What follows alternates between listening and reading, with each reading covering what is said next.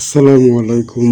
আজকে মুনাফা অধ্যায়ের অনুশীলনী 2.1 9 নং সমস্যাটি নিয়ে তোমাদের সাথে আলোচনা করব। 9 নং সমস্যায় বলা আছে, রিয়াজ সাহেব কিছু টাকা ব্যাংকে জমা রেখে 4 বছর পর 4,760 টাকা মুনাফা পান। ব্যাংকের বার্ষিক মুনাফার হার 8.50 টাকা হলে তিনি ব্যাংকে কত টাকা জমা রেখেছিলেন? খেয়াল করো, রিয়াজ সাহেব কিছু টাকা ব্যাংকে জমা রেখেছিলেন, অর্থাৎ উত্তর নির্ণয় করতে হবে তিনি কত টাকা ব্যাংকে জমা রেখেছিলেন। তা আমরা মনে করি রিয়াজ সাহেব ব্যাংকে পি টাকা জমা রেখেছিলেন, অর্থাৎ এটাই হলো আমাদের আসল বা মূলধন সমান হলো পি টাকা। এটা নির্ণয় করতে হবে। এখন দেখো, এখানে 4 বছর সময় দেওয়া আছে। সময়টাকে আমরা এন দ্বারা প্রকাশ করি। সময় এন সমান হলো 4 বছর। 4 বছর পর 4,760 টাকা মুনাফা পান। মুনাফা আই সমান 4,760 টাকা। এরপর বলা আছে ব্যাংকের বার্ষিক মুনাফার হার 8.50 টাকা। মুনাফার হার আর সমান 8.50%। এই 8.50%কে আমরা লিখতে পারি 8.50/100। এই 100 দ্বারা 8.50কে ভাগ করলে হবে 8.50/100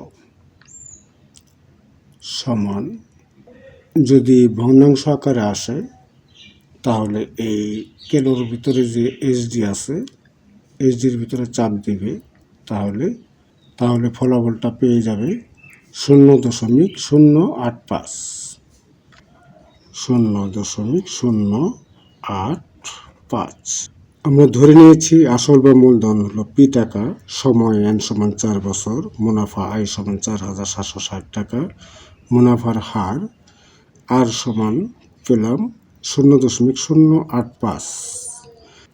আমরা জানি পি সমান আই বাই হলো আর এন। আই সমান হলো পি আর এন। এই পি আর এন ডান পাশ থেকে বামে নিয়ে আসি, সমান হলো আই। পি সমান আই বাই আর এন, কারণ আর এনটা হলো পি এর সাথে ইন্টু হিসেবে আছে। আর এনটাকে যদি তুমি ডান পাশে নিয়ে যাও তাহলে হবে ভাগ। পি সমান আই বাই আর এন, বা পি সমান আই হলো 4,760 টাকা।